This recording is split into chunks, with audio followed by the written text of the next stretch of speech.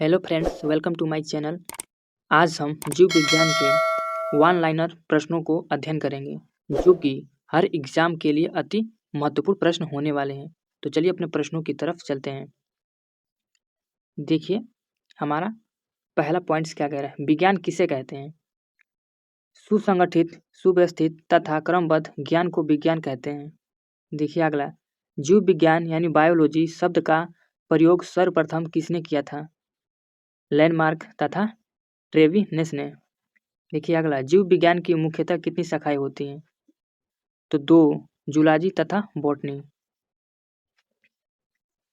देखिए अगला, जूलॉजी की कितनी उपशाखाएं होती हैं? तो अनेक होती है। देखिए अगला, जंतु विज्ञान यानी जूलॉजी किसका अध्ययन करता है? जीव, जीवित व मृत्यु जंतुओं का। अगला, जंतु विज्ञान का जनक किसे माना जाता है? तो अरस्तु को। देखिए, हिस्टोरिया एनिमिलियम किसकी रचना है? तो है अरस्तु की। देखिए अगला, जंतु विज्ञान किसका अध्ययन कराता है? वो कराता है जंतुओं का। अगला, जीवों के वर्गीकरण के अध्ययन को क्या कहा जाता है? तो कहा जाता है वर्गीकृत। देखिए अगला पॉइंट्स, जीव की आकृति, उसकी रचना और विशिष्ट संरचनात्मक गुणों के अध्ययन को क्या कहते हैं? कहते हैं मॉर्फोलॉजी। देखिए अगला, मनुष्य के विकास का अध्ययन किसके अंतर्गत किया जाता है? वो किया जाता है एंथ्रोपोलॉजी। देखिए अगला, जंतु विज्ञान की किस शाखा में मानव जाति का समाजशास्त्री अध्ययन किया जाता है? तो किया जाता है एंथ्रोपोलॉजी में। देखिए अगला, मानव जैसी प्रजातियों जैसे बंदर, वानर, वन मानुष आदि के व्यवहार के अध्ययन को क्या कहते हैं? वो कहते हैं प्राइमेटोलॉजी। देखिए अगला, अस्थियों का अध्ययन विज्ञान की किस शाखा के अंतर्गत किया जाता है? तो किया जाता है ऑस्टियोलॉजी। देखिए अगला, हड्डियों की पढ़ाई विज्ञान किस शाखा के अंतर्गत होती है? होती है ऑस्टियोलॉजी। अगला, जेनेटिक्स में किसका अध्ययन किया जाता है? आनुवंशिकता और विचरण का। देखिए अगला, विज्ञान की किस भाषा में आनुवंशिकता, जेनेटिक्स, अभियांत्रिकी के द्वारा मानव प्रजाति में सुधार लाया जाता है? वो लिया जाता है यूजेनिक्स में। देखिए अगला, हिमेटोलॉजी का अध्ययन किससे संबंधित है? वो है रक्त से। अगला, शरीर विज्ञान एवं चिकित्सा की किस शाखा में पुरुषों के विशिष्ट रंगों एवं स्थितियों का अध्ययन किया जाता है? वो किया जाता है एंड्रोलॉजी में। देखिए अगला, चिकित्सा विज्ञान की किस शाखा में यकृत के उपचार का अध्ययन किया जाता है? वो किया जाता है हिपेटोलॉजी में।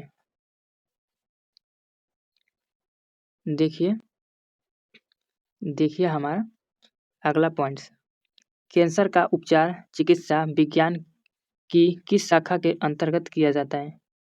वो किया जाता है ऑन्कोलॉजी। अगला, कोशिका के वैज्ञानिक अध्ययन को क्या कहा जाता है? कहा जाता है साइटोलॉजी। देखिए अगला, विभिन्न प्रकार के ऊतकों के अध्ययन को क्या कहा जाता है? ऊतक विज्ञान। देखिए अगला, चिकित्सा विज्ञान की किस शाखा के अंतर्गत किडनी का अध्ययन किया जाता है? वो किया जाता है ब्रिक यानी विज्ञान, नेफ्रोलॉजी। देखिए अगला, जानवरों के उनके पर्यावरण के साथ संबंधों के अध्ययन को क्या कहा जाता है?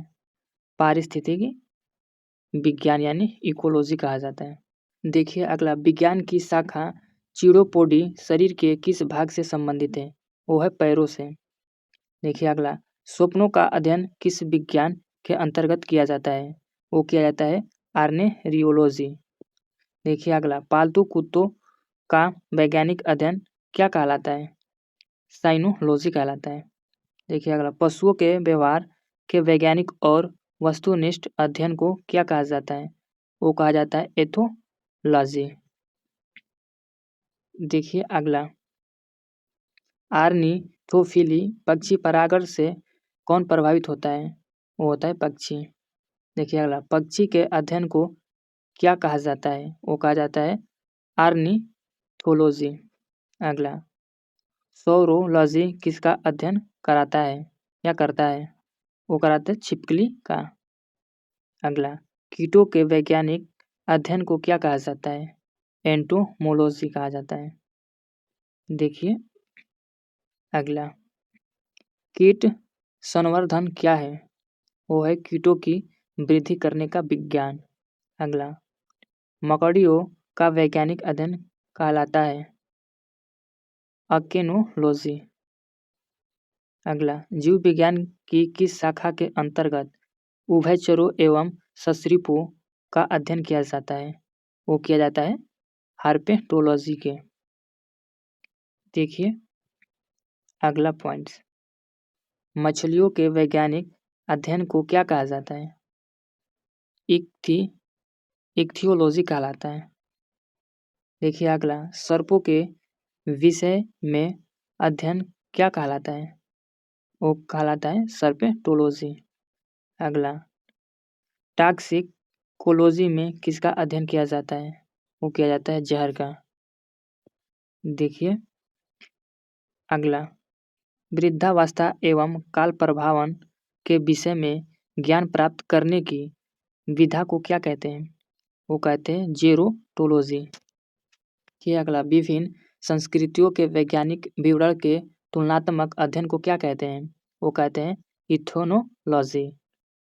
अगला, किसी विशिष्ट संस्कृति के अध्ययन को क्या कहते हैं? इथनोग्राफी कहते हैं। अगला, मानक सहित सभी जंतुओं के व्यवहार के अध्ययन को क्या क्या कहते हैं? वो कहते हैं इथोलॉजी। अगला, नैतिक आचार तथा कर्तव्य के मनोवैज्ञानिक अध्ययन को क्या कहते हैं? वो कहते हैं एथिक्स।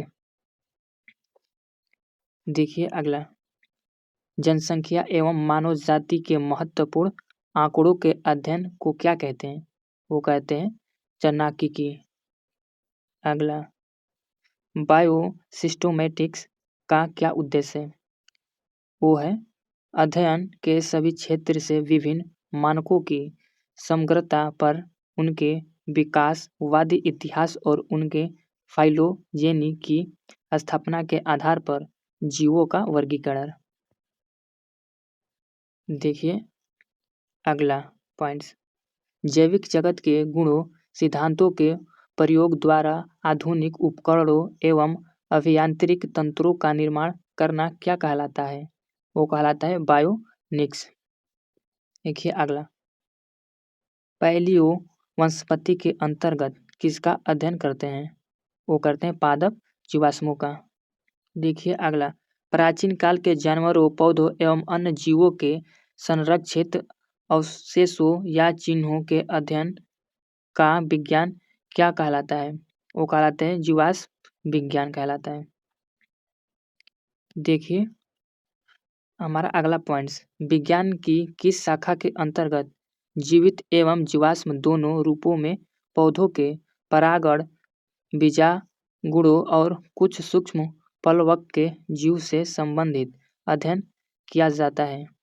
वो किया जाता है पैलिनोलॉजी। अगला, जीवाश्म के अध्ययन को क्या कहते हैं? जीवाश्म विज्ञान कहते हैं। कवक का अध्ययन क्या कहलाता है? कवक विज्ञान कहलाता है। देखिए अगला, पादप विज्ञान में किसका अध्ययन किया जाता है? वो किया जाता है पौधों का। किस समूह के पौधे में जाइलम और फ्लोएम का अभाव पाया जाता है? वो पाया जाता है बायोफाइटा में या बायोफाइट। देखिए किस में संवहन ऊतक पूर्व विकसित होते हैं? वो होते हैं टेरिडोफाइट में। शुष्क जलवायु के लिए भली भांति अनुकूलित पेड़ पौधों को क्या कहते हैं? वो कहते हैं मरुद्भिद कहते हैं। देखिए अगला, किस वर्ग के पौधे अन्य पौधों पर यांत्रिक अवलंबन के लिए निर्भर करते हैं? वो करते हैं एपीफाइटिस वर्ग के। तो दोस्तों आज का वीडियो हम यही समाप्त करते हैं। मिलते हैं नेक्स्ट वीडियो में। तब तक जय हिंद, जय भारत।